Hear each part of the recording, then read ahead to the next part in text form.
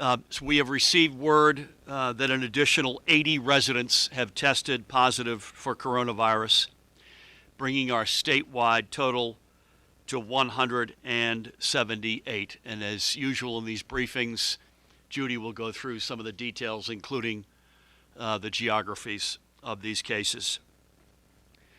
These numbers prove the necessity of our efforts to slow the spread of coronavirus and to aggressively move to a policy of social distancing. By the way, thank you. And to your colleagues, thank you. I was remiss in not doing so the other day. Today, I am signing an executive order stating that effective Wednesday, March 18th, all New Jersey schools will be closed.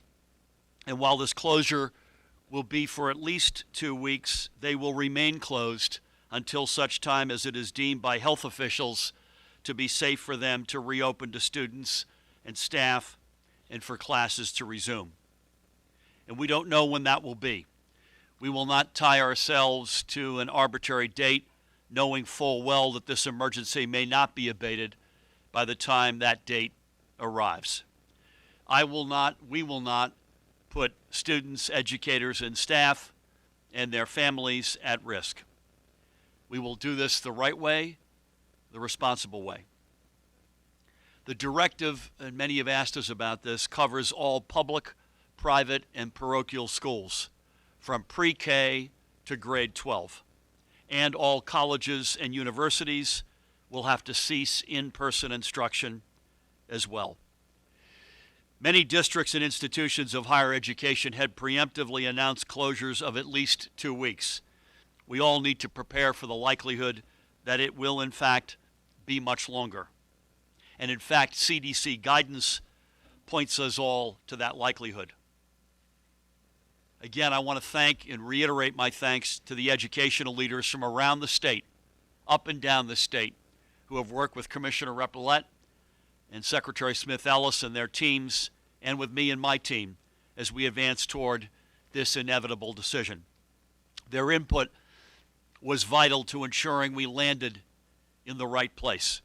We are confident that both the overall educational and individualized needs of students, including access to free and reduced meals, will be met during this closure. However, I am keenly aware that closing schools is not the only step we must take to ensure that people aren't congregating in places where coronavirus can easily spread. As was said this morning on the call I held with New York Governor Andrew Cuomo and Connecticut Governor Ned Lamont, we need to act regionally and cooperatively and decisively. The actions I am taking are mirrored in many respects across our 3 states.